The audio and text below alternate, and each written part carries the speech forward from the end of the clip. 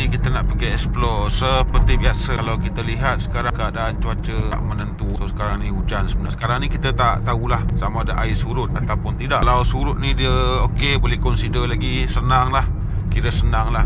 Tapi kalau air pasang ni kita agak susah sedikit kita nak melihat kelibat reptilia ni lah. Dan hari ni saya nak pergi ke kawasan yang pernah terjadi serangan buaya tu. Dan saya tak nak terangkan dengan lebih detail lagi, tapi memang ada berlaku satu kes serangan. Dan kawasan tu adalah kawasan perumahan yang dibina di kawasan ataupun di habitat buaya lah. Dan sungai dia agak besar juga. Dan kejadian ni berlaku ketika mangsa cuba mendapatkan jala dia yang tersangkut tu. Ke situlah kita akan pergi nanti. Okey sahabat, kita dah sampai. Kita cuba tengok tadi, sebab saya tengok muara agak pasang juga. So di belakang rumah warga ni, yang ni depan dia. So depan rumah warga ni adalah sungai lah. Dan ada hutan bakau juga di kawasan ni. Kita cuba tengok dulu. Betul, air pasang. Kita cuba tengok dekat sebelah sini dulu. Oh, ada laluan orang mancing juga kat sini.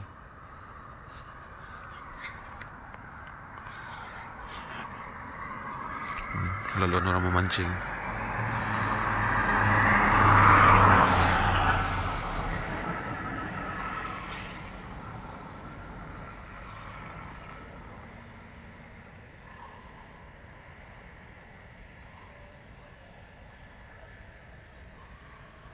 Ngeri juga tengok sahabat. Okay, kita tengok dekat belakang ni pula. Okay, sama juga sahabat. Ada laluan orang mancing ataupun diorang jala ikan ataupun udang kecil tu lah buat mancing. So air agak pasang juga. So sahabat boleh tengok rumah warga dekat sini. Rumah warga. So kalau ada anak kecil bahayalah, kena pantau-pantau. Saya tak berani nak redah ni kawasan ni. Tapi kita boleh nampak laluan orang mancing ni dekat ni. Dekat depan kita ni.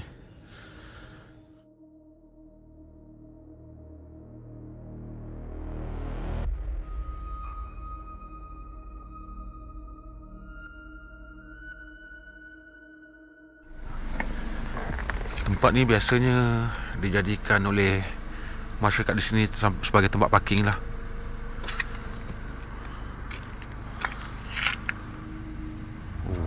Pasang besar ini sahabat.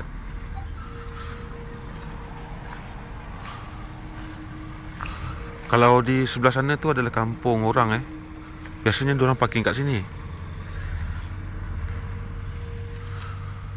So agak bahaya juga kalau kita dekat dengan gigi air time-time macam ni. Jam kita sekarang ni 20.07.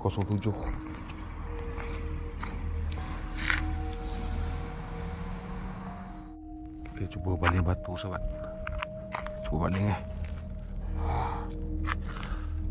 Okay, dekat tebing-tebing ni.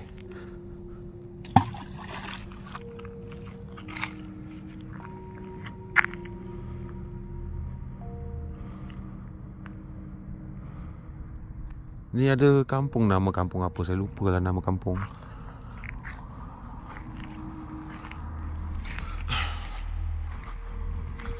Ngeri-ngeri sedap jugalah sahabat. Tapi kalau ni, kalau boleh jangan pergi dekat tebing-tebing ni lah. Mancing-mancing apa semua kan, ambil jarak sikit. Ambil jarak dalam 2 meter 3 meter lah. Dan kawasan ni juga ada kera juga sebagai sumber makanan kepada reptilia ni lah. Kadang-kadang sahabat, kalau air pasang, buaya dia akan naik dekat atas ni. Air pasang ni dia tak sampai sini ni, tapi kadang-kadang dalam ni ada buaya juga. Bagi yang mencari lokan, cari siput, cari ketam dan sebagainya, so kena berjimat, kena hati-hati. Okay.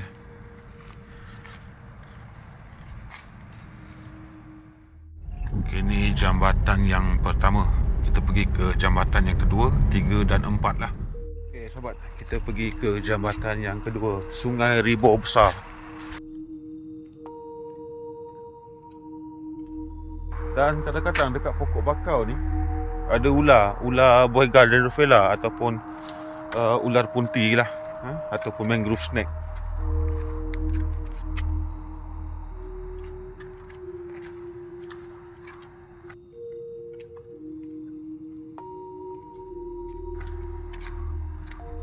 Oh, air baru nak surut.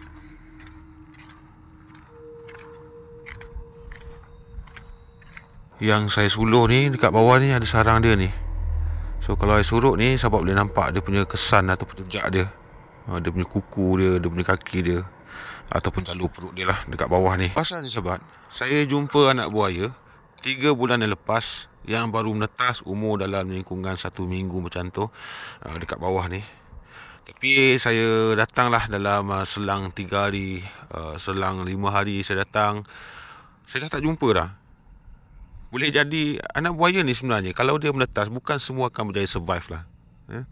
Dia akan dimakan oleh ikan, dia ada pemangsa dia, burung. Lepas tu telur dia akan dimakan oleh biawak dan sebagainya lah. Pemangsa semula jadi dia. Melainkan kalau dia dah besar ni, dia dah tak ada pemangsa semula jadi dia lah.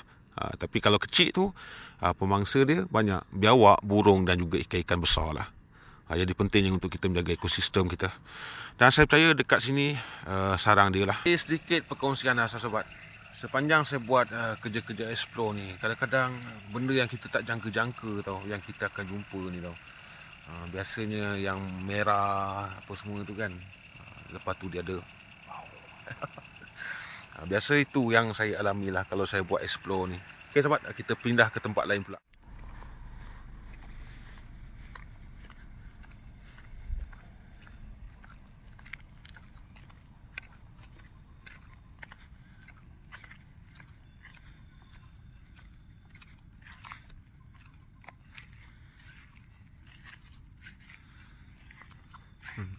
Air baru nak surut.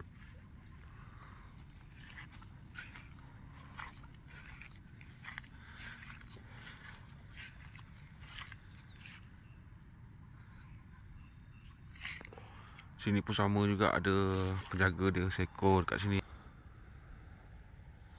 Ada seekor dekat bawah tadi. Dia dah masuk dalam sana, bawah daun pokok bakau tu.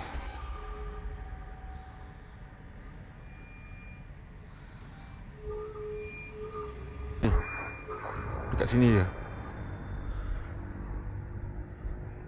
Hilang dah. Yang saya share dengan sahabat tadi tu kan, dia lah tu. Nampak sikit mata dia masa saya suluh dengan torchlight. Dekat sini dia, belakang tu. Dia menyamar dekat belakang kita yang tadi sahabat. Tu, dekat situ. Sikit je mata dia keluar. Lepas tu tak ada dah. Saya dah suluh tak ada dah. Dan tadi kena suluh dengan lampu jalan ni. So nampak lah, saya tutup torchlight saya yang tadi. Kalau dah tak nampak, dia lah tu. Okay, kalau waktu sekarang ni, kalau sahabat-sahabat mancing apa semua kan, hati-hatilah. Tambah-tambah kalau air pasang ni, ini adalah waktu buaya paling aktif lah sebenarnya. Jadi jangan sembrono berani lah. Jangan mancing, kalau nak mancing jangan mancing dekat gigi air lah kalau boleh. Kita surut dalam pukul 4, 5, 6 pagi macam tu lah. Tapi nampak dah ada hulu tu turun ke hilir lah. Dia surut mungkin pagi nanti. So sekarang ni kita terus pergi ke checkpoint yang terakhir, tempat di mana berlakunya serangan buaya tu lah.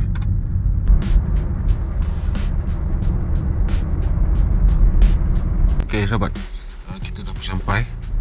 Dan kalau sahabat dapat lihat, di sini telah pun dipasang papan tanda amaran. Dan mangsa diserang di kawasan ni lah. Seperti mana yang sahabat dapat lihat dekat sini, nampak rumah-rumah warga serta di kawasan ni lah. Okay. Dan dia punya sungai tu di sini ya.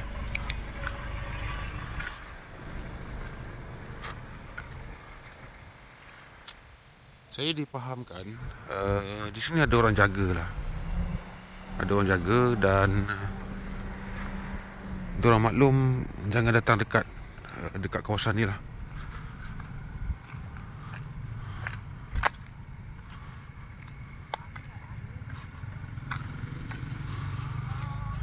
Dan mangsa diserang di bawah ni.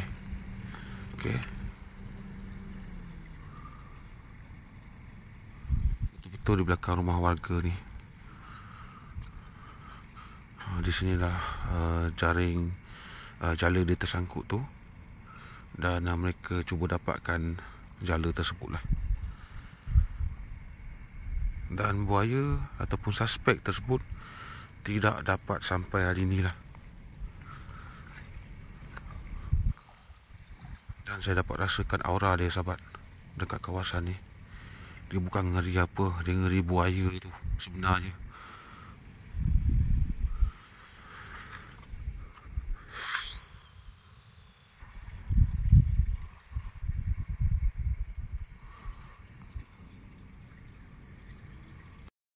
Okay, dekat sini sahabat boleh nampak saya tak pasti kera ataupun monyet Belanda yang hidup panjang tu boleh jadi dia lah. Okay, sahabat boleh nampak tu mata dia. Nampak tu.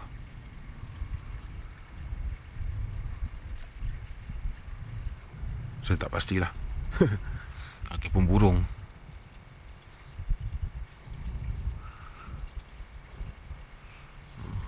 Dia mantul ni mata dia ni.